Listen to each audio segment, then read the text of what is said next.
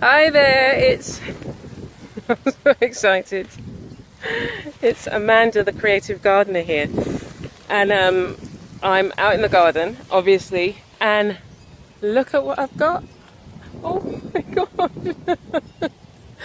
It's the my banana tree, which was planted, oh gosh, when now? It was planted in September, and it was just literally a sucker that had grown, and we put it here, where I'm standing now, and we had 3 of them.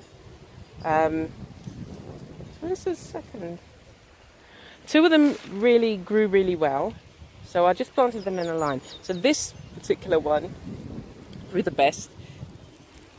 This one is growing, and the middle one is growing really slow. Anyway, I'm excited because I'm going to get bananas, and I guess it's probably, I started noticing it. Look, you see the flowers? They're the little bananas. Ah! Can you see? Just there, you see the little bananas forming. So I'm so excited. I'm going to kind of get out of the breeze, because we've got the east-westerly breeze forming here, so the sound quality might not be as good. Anyway, so I planted, we planted 3 suckers, and we've now got 11 that's coming up, and so I need to move some of them because I want to form another banana patch somewhere. I've also got these, I'm not sure what these are. They're, I think they're the river tamarind, and they were planted all around Barbados. I've got to be more presentable. And anyway, so they were planted around Barbados because, from what I know, from what I understand, I'm just going to keep this in view.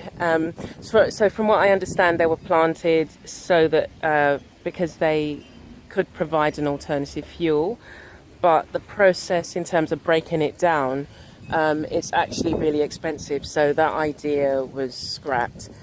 But they are an invasive plant.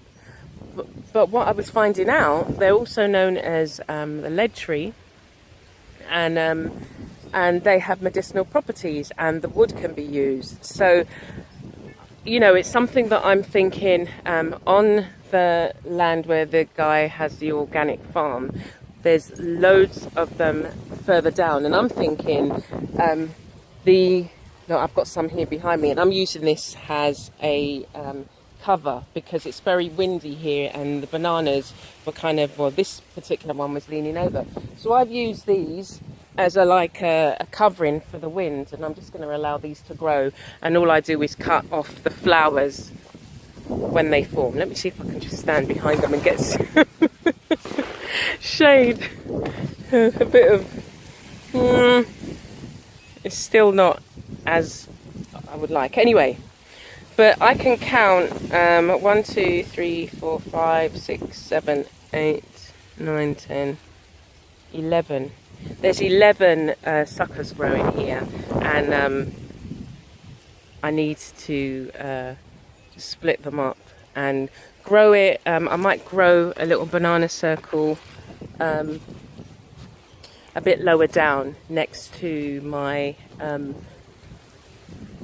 moringa tree, because where that particular tree is growing, it's just like, I'm not sure what's there. I must have put so much organic stuff that it's like amazing growth on there, but I'll show you in another video. But yeah, I thought I would give you an update, and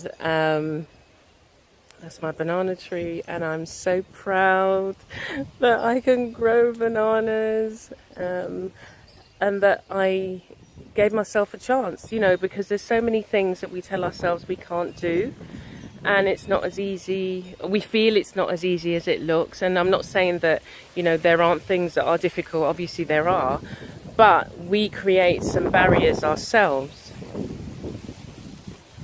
You stand directly here. I just have to also, I can see some, maybe I'll just have to pay it more attention. Anyway, the other thing I've been doing is when the leaves die off, I've been cutting them off and laying them around the base to mulch the area, trying not to kind of get too close to the stem because you don't want it to rot.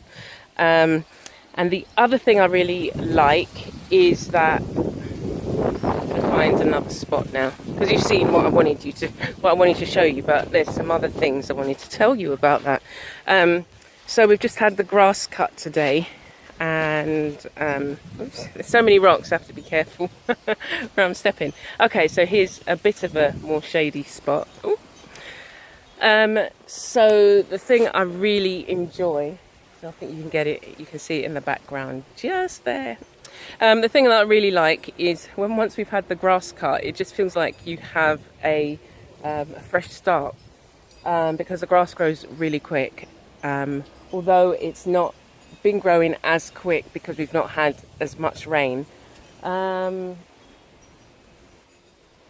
yeah, as I was saying, you know, there are so many things in which we tell ourselves we can't possibly do. And it's because we just don't know how to do it. And literally, I didn't have to do very much. I thought the dog thought it was some stranger. I didn't have to do very much. I literally had, you know, a friend gave us the 3 suckers. I didn't dig the holes to put them in. I just made sure I had some of the Mexican sunflower, which is this, and that's been growing profusely. I just made sure that it was in the hole and just could provide them with a good start, and that was it. I, you know, just watered it a few times, and actually I didn't really have to water it that much. I think just that initial watering, because I think the dog is barking either at a stone or a frog. Anyway, so that's all I had to do, and I planted it. Cole! He's not allowed this side anymore because when I'm planting, he kind of digs up stuff and he barks at my he barks at everything, the spade, the hand spade.